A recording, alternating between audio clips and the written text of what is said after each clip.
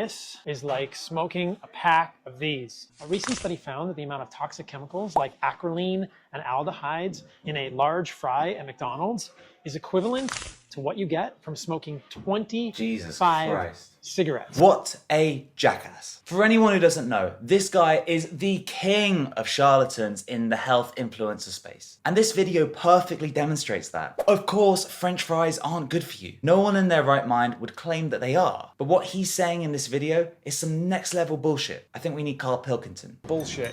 Bullshit. Let me explain why eating French fries is not as bad for you as smoking 25 cigarettes. I can't actually believe I'm having to explain this. Firstly, there's a difference between inhaling something and eating it. A method of absorption matters. Rubbing alcohol into your skin is not going to have the same effect as injecting it. In the same way, inhaling something is not going to have the same effect as eating it. Secondly, his whole comparison reduces the carcinogenic effects of cigarettes to a singular chemical, acrolein. And acrolein is a known carcinogen, but it's one of them. There are over 70 known carcinogens in cigarettes. It's not all about acrolein, and pretending that it is dishonest. And even if we accepted this bananas idea that cancer risk can be reduced to just one carcinogen, dose matters. So let's compare doses between cigarettes and fries. He's claiming that a serving of McDonald's French fries is equivalent to smoking 25 cigarettes. I'm going to break this down very simply. One cigarette contains up to 500 micrograms of acrolein. Therefore, 25 cigarettes contains 12,500 micrograms. On the other hand, a kilogram of French fries contains anywhere between 1 and 5 micrograms of acrolein. Even if we were to accept the high end of the range, 5, this would mean that a large serving, 150 grams of McDonald's French fries, contains at most 0.75 micrograms of acrolein. Therefore, 25 cigarettes contains 16,000 times the dose in a serving of McDonald's fries. There's no equivalence. How could you possibly land at something so ridiculous? All this video shows us is that this guy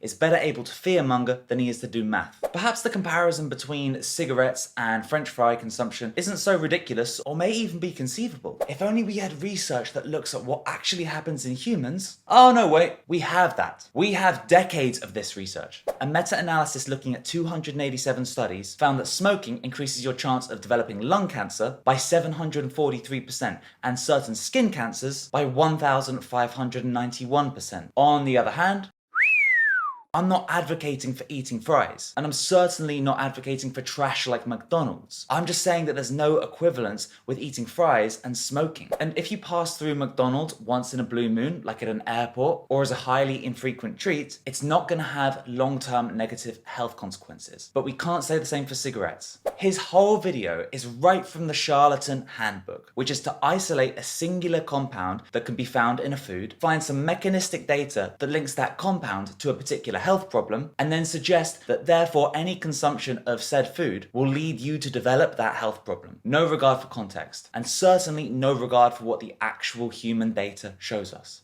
There are hundreds of these guys online with huge followings, making a career out of fear-mongering and pretending that they understand science by misrepresenting it to you. And I get it, their content is eye-grabbing, it's interesting. I do understand why people who aren't educated in nutrition would follow them and would be interested in what guys like this have to say. The problem is almost everything that comes out of their mouth is rubbish. This flawed type of advice isn't benign. Eating disorders are higher than ever, health problems are higher than ever, confusion about where to start with nutrition and positive health changes is also higher than ever. And we've got these kind of guys scaring you to death about what foods to avoid and what chemicals give you cancer and which seed oils are the highest in omega-6s and all kinds of rubbish, instead of giving you practical advice that would actually be meaningful for your long-term health and give you something tangible that you can bring into your life. I'm not sure whether people who put out videos like this are really as ignorant as they come across. I mean, they might be, but it's possible that they do know that what they're saying is wrong, but they just care about posting more clickbaity content to develop their following than they care about you and about telling the truth. I don't know. It could be either way, but it's a lot easier to forgive someone for being mistaken than to forgive someone for being a liar. Anyway,